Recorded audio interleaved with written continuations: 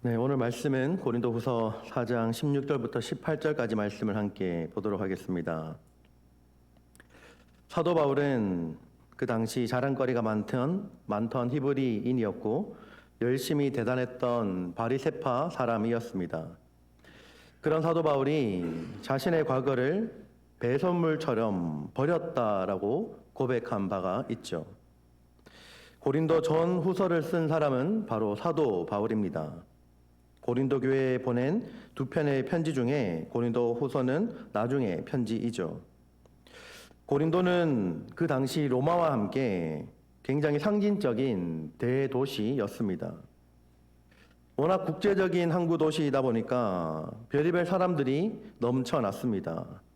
워낙 인물이 잘났고 스펙이 좋고 돈이 많은 사람들이 모여서 도시를 형성하였습니다. 그러다 보니 이런 국제적인 항구 도시 안에 형성된 교회의 구성원들도 각기 다른 문화적인 배경과 그리고 색깔과 주관이 분명한 사람들로 넘쳐났습니다.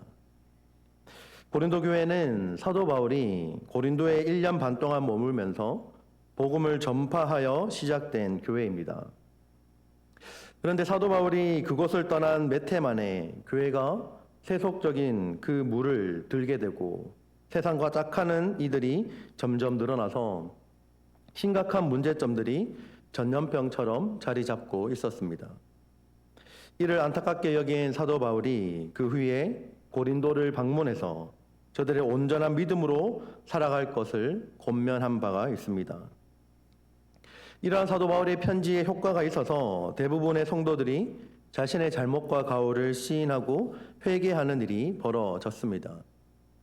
그런데 얼마 가지 못해서 다른 복음을 전하는 이들이 생겨났습니다. 이러한 이단의 증가로 인해서 고린도 교회는 흔들렸습니다.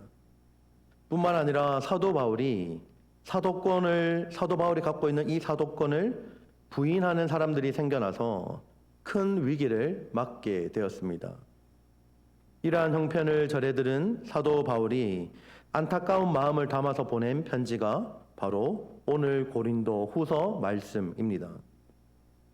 사도 바울은 곳곳에 세워진 교회와 성도들에 대한 사랑과 애정이 남달랐습니다.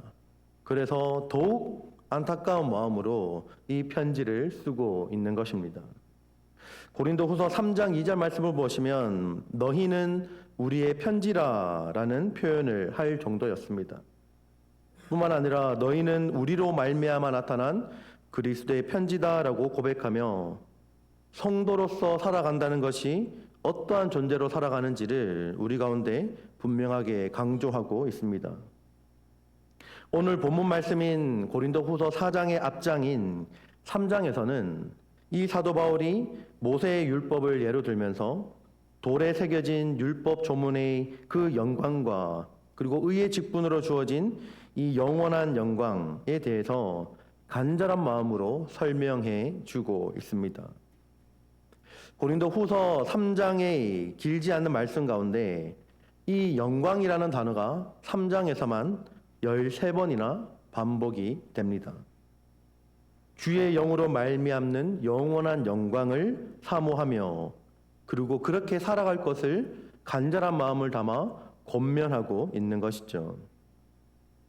그리고 이어서 그러므로 우리가 낙심하지 말아야 한다는 것을 사도 바울은 강조하고 있습니다. 고린도후서 4장 1절 말씀에 이렇게 시작합니다. 그러므로 우리가 마지막에 또 낙심하지 아니하고 이렇게 기록합니다. 그런데 오늘 본문으로 읽은 고린도후서 4장 16절을 보면 다시 한번 그러므로 우리가 낙심하지 아니하노니라고 강조하고 있습니다. 바울은 오늘 말씀의 시작인 16절 말씀에서 하나의 접속사를 사용해서 말씀을 전하고 있습니다. 그것은 바로 그러므로라는 말입니다. 이것이 헬라 원문으로 보면 디오라는 표현을 쓰는데 그러므로라고 번역할 수도 있고 그런 까닭에 왜냐하면 이런 이유들로 라는 뜻을 가집니다. 그러면 사도 바울이 말하는 이 그러므로에는 어떤 뜻이 들어있을까요? 고린도후서 4장 7절 말씀에 이렇게 기록합니다. 우리가 이 보배를 질그릇에 가졌으니 이미 심히 큰 능력은 하나님께 있고 우리에게 있지 아니함을 알게 하려 함이라 라고 기록합니다. 여러분, 우리는 참 보배이신 예수 그리스도를 우리 육체에 모셔놓고 살아갑니다. 복음을 모르고 부활의 사실과 진리를 몰라서 부인하고 크리스찬들을 핍박하고 박해하였던 이 바리새인이었던 바울이 다메섹 도상의 그 체험 이후에 깨닫고 증거하게 된 복음이 바로 이것입니다. 그로 하여금 결코 낙심하지 않게 하는 영원한 힘이 바로 여기에 있었습니다. 날로 새로워지는 속사람답게 영원한 영광을 사모하며 보이지 아니하나 분명한 상급으로 다가올 예수의 생명을 가슴에 품고 살아가기를 원합니다. 사도 바울은 고린도후서 4장에서 분명하게 강조하였습니다. 여러분 10절과 12절까지 말씀을 보시면 각 절절마다 예수의 생명을 강조하는 것을 보게 됩니다. 이것이 사도 바울이 고린도후서 4장 7절 말씀에서 말씀한 보배입니다. 그러므로 이 보배를 간직한 성도라면 눈에 보이는 대로 끌려다니며 살아가는 이 세상 사람들과는 분명히 다르게 살아가야 합니다. 왜냐하면 성도는 예수의 생명을 깨달은 하나님의 자녀이기 때문입니다. 바울은 말씀 가운데 그러므로 우리가 낙심하지 아니하노니라고 고백합니다. 여러분 여기서 제가 사탄 마귀에 관한 이야기를 한번 해드리겠습니다. 잘 들어보십시오. 하루는 마귀가 상가에 있는 그 진열대에 자신의 도구를 내다 놓고는 경매에 붙인다는 광고를 했습니다. 그러자 신기하게 재미있는 그 물건들을 보기 위해서 많은 사람들이 모여들었습니다.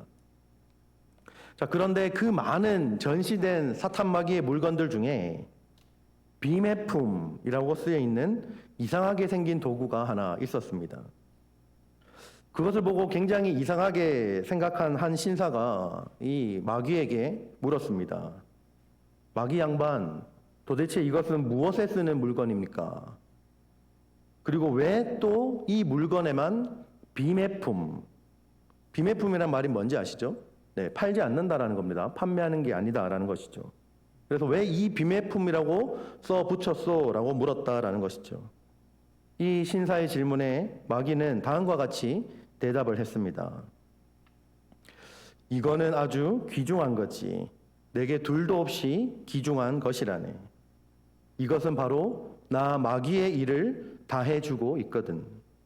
내가 다른 도구는 다 너에게 팔 수 있고 나누어 줄 수 있지만 이것만은 안 돼. 이것은 바로 내가 갖고 있는 것 중에 제일 유용한 연장이거든. 이것은 낙심이라고 불리는데 다른 것으로는 접근할 수 없는 마음속이라도 이것만 가지면 뚫고 지나갈 수 있어. 이것만 사람의 마음속에 집어넣으면 내가 원하는 것은 무엇이라도 심을 수 있는 길이 열린단 말이야. 이 낙심이라는 도구로 나는 세상에 무엇이든지 내 마음대로 할 수가 있거든. 이라고 마귀가 말하였습니다. 여러분, 낙심은요, 사단이 사용하기 가장 편리하고 가장 흔하고 가장 치명적인 도구입니다. 우리를 서서히 썩어가게 하는 도구가 바로 낙심이라는 것입니다. 보이지 않게 우리를 무기력하게 하는 도구입니다. 하나님에 대한 관심의 싹을 잘라버리는 도구가 바로 낙심이라는 것이죠. 사도 바울은 고린도후서 4장 말씀에서 낙심하지 않는다라는 말을 3번이나 반복해서 말씀하고 있습니다. 어떤 상황 가운데서도 낙심하지 않겠다라는 것입니다. 누가 비아냥거리고 누군가가 사도권을 인정하지 않는다 해도 주님께 받은 직분이므로 내가 낙심하지 않겠다라는 것입니다. 1절과 8절을 또 보시면 사방으로 우겨쌈을 당하여도 내가 낙심하지 않겠다라고 말씀합니다. 그리고 16절 말씀을 보시면 내가 다시 한번 낙심하지 않겠다라고 선언하고 있는 것입니다. 그 이유는 질그릇과 같은 내 안에 생명 되신 예수 그리스도를 소유하였기 때문입니다. 그리고 주님이 내 안에 계심으로 내 삶이 영원한 하나님의 영광을 바라보기 때문입니다. 여러분, 우리는 모두 세월이 가면서 겉사람은 점점 늙어갑니다. 사람들은 그 속도를 조금이라도 늦추기 위해 얼굴에 이것저것 바르죠. 많은 분들이 공감하실 것입니다. 조금이라도 이 늙어가는 것을 감추기 위해서, 조금이라도 이 주름이 하나라도 펴지기 위해서, 눈가의 주름을 조금이라도 가리기 위해서 뭔가 이렇게, 저는 아내가 하는 걸 봤는데 이렇게 막 덧칠을 하더라고요. 저는 하지 않습니다. 뭐 이렇게 덧칠을 하고 조금 이제 몸에 좋다는 음식도 먹기도 하고 가진 방법들을 다 쓰게 되죠. 근데 여러분, 겉사람이 낡아지는 것, 늙어가는 것을 그 어느 누가 막을 수 있을까요? 조금 더 어리게 보이게 할 수는 있겠죠. 하지만 우리의 신체 연령이 시간이 갈수록 늙어가는 것을 그 누구도 막을 수는 없습니다. 세상의 모든 것은 낡아지게 되어 있습니다. 그런데 우리의 속사람은 날마다 새로워질 수가 있습니다. 말씀과 성령으로 거듭난 영혼이 하나님의 말씀과 기도로 날마다 새로워질 수 있는 것입니다. 그리고 날마다 예수님이 달리신 그 십자가 앞에 나아가므로 죄악된 낡은 옷을 벗어버리고 하나님께서 지으신 그 거룩한 옷을 입고 매일매일 주님 앞에 새롭게 나아갈 수가 있는 것입니다. 사도 바울은 연약해져가는 자신의 육체와는 다르게 날마다 주님의 십자가 앞에 매일매일 죽는 자신의 모습을 통해서 속사람이 새로워지는 경험을 하였습니다. 사도 바울은 주님의 십자가 앞에 날마다 내가 죽노라라고 고백하였습니다. 그리고 사도 바울은 오늘 말씀 가운데 17절에 이렇게 기록합니다. 우리가 잠시 받는 환난에 경한 것이 지극히 크고 영원한 영광에 중한 것을 우리에게 이루게 하매니 라고 기록합니다. 여러분, 이 당시 초대교회 시대에는 로마 황제들이 자신의 동생에 숭배하지 않으면 반역자로 여기고 핍박을 하였습니다. 우상을 섬기던 사람들은 그것이 어려운 일이 아니었죠. 하지만 그리스도인들에게는 이것만큼 괴로운 것이 없었습니다. 그러나 사도 바울은 그것을 잠시 받는 환난이라고 표현했습니다. 여기서 잠시라는 것은 영원한 삶에 비해서 잠시라는 것이죠. 사도 바울이 환난에 경한 것, 잠시 받는 환난이라고 표현하였는데 사도 바울이 당시 당하고 있었던 그 우겹삼과 답답함과 핍박과 거꾸러뜨림 그 자체를 가볍고 경한 것이라고 이해하는 것은 잘못된 해석입니다. 고린도후서 1장 9절에서 환난을 당해서 사도 바울이 이렇게 고백합니다. 우리 마음에 사형 선고를 받은 줄 알았으니. 이렇게 고백할 정도로 환난이 심해서 사도 바울은 살 소망까지 끊어졌었습니다. 사도 바울은 평생 당하는 환난을 잠시 받는 환난이라고 말하고 있습니다. 또한 그것을 경한 것, 다시 말하면 가벼운 것, 작은 것이라고 표현합니다. 여러분, 그 의미는 이 땅에서 받는 고난이 지옥에 가서 받는 고난보다 훨씬 더 가볍다라는 의미입니다. 그리고 하나님 나라에 가서 받는 그 영광과 그 상에 비하면 이 땅에서의 환난은 아무것도 아니다라는 것입니다.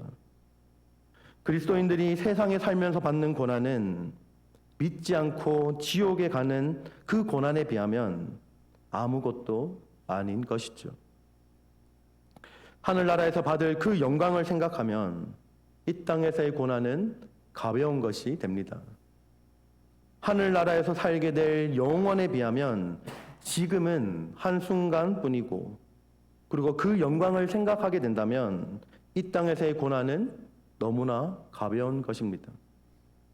그리고 끝으로 사도 바울은 18절 말씀에 이렇게 고백합니다. 우리가 주목하는 것은 보이는 것이 아니요 보이지 않는 것이니, 보이는 것은 잠깐이요 보이지 않는 것은 영원함이라. 여러분, 우리는 현재 일어난 상황과 눈에 보이는 것에 주목해서는 안 됩니다. 그것은 작은 부분에 불과합니다. 우리는 살아가면서 우리 눈에 보이는 것이 전부인 것처럼 살아갈 때가 많습니다. 우리가 이렇게 살아가는 이유는 눈에 보이는 것이 마치 내 삶을 책임져 준다라고 믿기 때문입니다. 그래서 눈에 보이는 것에 더 집착하고 또 그것을 소유하기 위해서 애를 쓰며 수단과 방법을 가리지 않고 그것을 갖기 위해서 애를 쓰며 살아갑니다. 왜냐하면 그것이 내 인생을 책임져 준다라고 믿기 때문이죠. 그것이 없으면 내 삶은 앞으로 희망과 소망이 없기 때문에 수단과 방법을 가리지 않고 소유하려고 애를 씁니다. 하지만 믿음의 사람은 눈에 보이는 것을 뛰어넘어야 합니다. 그것이 내 인생의 흥망성쇠가 눈에 보이는 것에 내 인생의 성공이, 내 인생의 미래가 달려있다고 생각해서는 안 된다라는 것이죠. 보이지 않는 그 미래조차도 마치 미래가 온 것처럼 믿고 행동하는 사람이 바로 믿음의 사람인 것입니다. 눈에 보이는 그 너머에 하나님의 영광스러움과 영원히 거하게 될 하늘나라에 대한 소망으로 우리는 가득 차 있어야 합니다. 여러분, 열왕기하 6장 말씀해 보시면 엘리사에 관한 이야기가 나옵니다. 엘리사와 그의 사환이 적군에게 포위되어 있었습니다. 엘리사의 사환은 엘리사에게 이렇게 말합니다. 아, 내 주여, 우리가 어찌하리까? 라고 말하였습니다.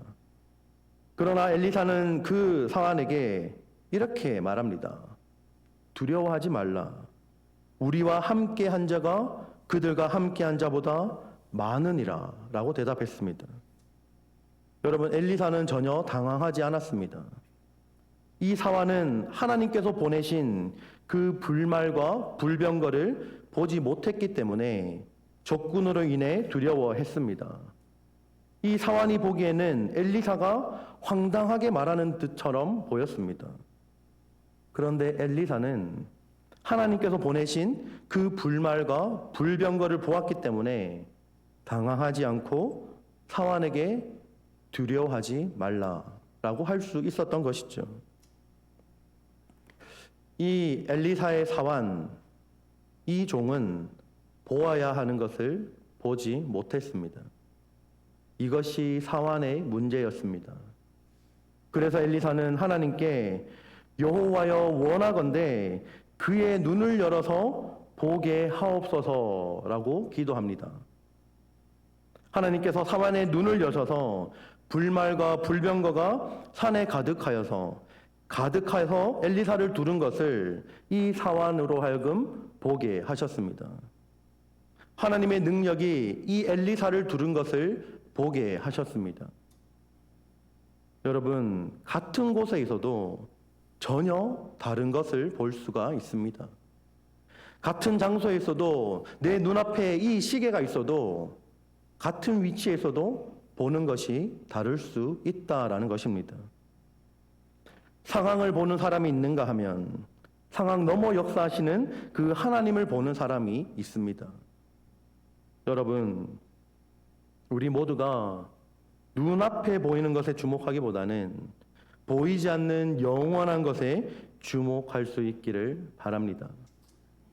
그것은 영원히 쇠하지 않는 하나님 나라, 하나님의 영광, 그리고 내 모든 삶을 압도하시는 그 하나님의 크신 팔을 우리가 볼 수 있기를 바랍니다. 이제 우리의 눈을 들어 하나님의 영광을 다시 한번 바라보기를 소망합니다. 눈앞의 것에 안달복달하며 그렇게 살아가는 인생이 아니라, 죄송한 표현이지만 그렇게 찌질한 인생 살아가는 것이 아니라, 내 삶을 우겨 싸는 어려운 환경 가운데 매몰되며 그렇게 살아가는 인생이 아니라, 내 안에 살아계시는 예수 그리스도를 소유한 인생으로 살아가시기를 축복합니다. 우리 모두 주님의 그 찬란하고 영원한 영광을 바라볼 수 있기를 주님의 이름으로 축복합니다.